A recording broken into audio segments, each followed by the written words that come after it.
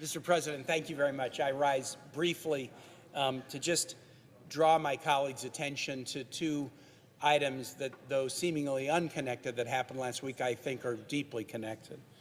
On Inauguration Day, January 20, President Trump declared a national emergency at the southern border of the United States, and I just want to read two sentences from that declaration. January 20, 2025. Hundreds of thousands of Americans have tragically died from drug overdoses because of the illicit narcotics that have flowed across the southern border. I think 100 people in this chamber would acknowledge that to be true. And the second sentence in the same order, as Commander-in-Chief, I have no more solemn duty than to protect the American people. I think 100 people in this chamber would agree that is the most solemn duty of the Commander-in-Chief. Those two sentences are why I was so surprised at an action the President took the next day, January 21, 2025. The pardon of drug kingpin Ross Ulbricht. I want to read a summary of the crimes for which Mr. Ulbricht was imprisoned and raise the question of why the President, who had expressed concern about drug running and said that his top goal was to protect the American people, would choose to do this on the second day of his presidency. Mr. Ulbricht launched Silk Road in 2011 and turned it into one of the most popular outposts of the so-called dark web, a hidden corner of the internet that people can access only through a special browser. Silk Road facilitated over 1.5 million transactions, generating more than $200 million in revenue from the sale of heroin, methamphetamine, cocaine, and other drugs. $200 million. Users transacted anonymously with Bitcoin, then a nascent cryptocurrency, and could post Amazon-style product ratings. In 2013, the FBI arrested Mr. Ulbricht at a San Francisco library and charged him with running Silk Road.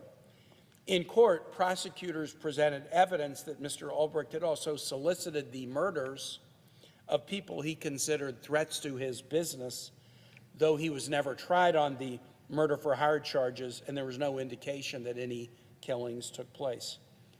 At least 6 deaths were attributed to drugs bought on Silk Road, prosecutors said in court.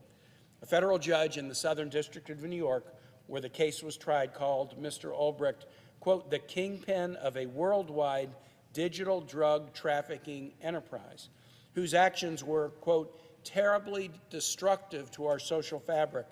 In 2015, he received a life sentence for drug distribution, money laundering, and other charges, and was eventually moved to a federal prison in Arizona. That account is from one of the many news articles describing the prosecution of Mr. Ulbricht and the pardon that was issued by President Trump on January 21. And I just want to raise the obvious question. If illicit narcotics trafficking is sufficient to declare a national emergency, then why one day later was it a justifiable, appropriate, laudable use of presidential power to give a pardon to somebody who had set up an online global digital drug trafficking network that had generated $200 million in revenue, 1.5 million transactions of sales of illicit drugs, 6 overdose deaths of individuals, and other challenges. One of the problems with the surplus of executive orders in the first few days is that sometimes the sheer number can cause you to lose sight of some of what's happening. And I would assert that the pardon of Mr. Ulbricht undercuts the legitimacy of the claim that what Mr. President Trump is worried about is drug trafficking. Because if drug trafficking is bad, it's not only bad at the southern border, it's bad when somebody sets up an online drug trafficking market generating $200 million in revenue from illicit drugs and leading to overdose deaths of individuals. And this is an action that is water under the bridge. There's nothing that can be done about it now. But if the only thing that can be done is to put it on the public record so that people can be aware less than 24 hours after this emergency declaration, this drug trafficker was pardoned. I feel like that's an important thing that needs to be made visible to the American public. And with that, Mr. President, I yield.